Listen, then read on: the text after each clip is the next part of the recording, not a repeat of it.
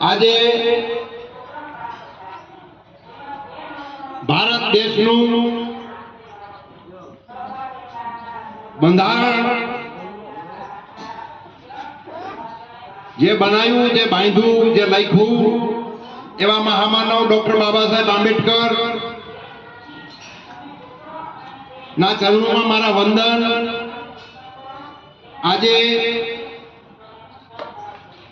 76માં સ્વતંત્રતા પર્વની આજે ઉજવણી અમારા ધર્મનગર વાસીઓ ના આયોજનથી આજે કરવામાં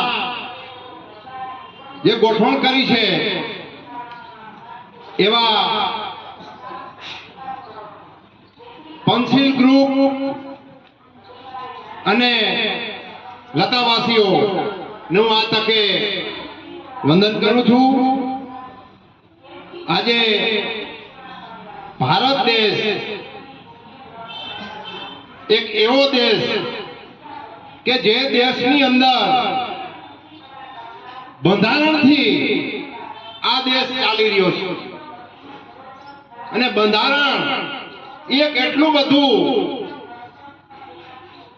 સુંદર બનાવેલું છે।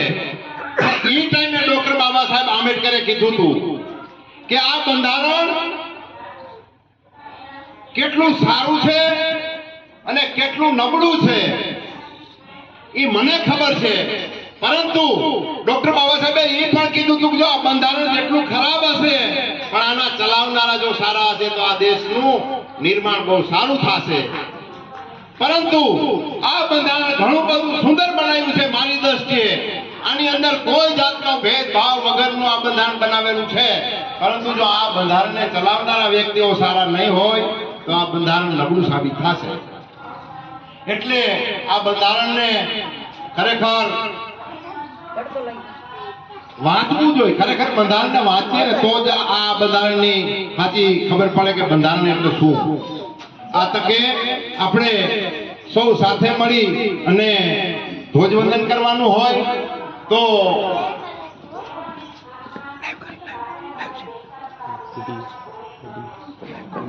દિનેશભાઈ વાઘેલા સાહેબને હું વિનંતી કરું કે આપણે ધ્વજવંદનની તૈયારી કરીએ। તો ખેંચો ખેંચો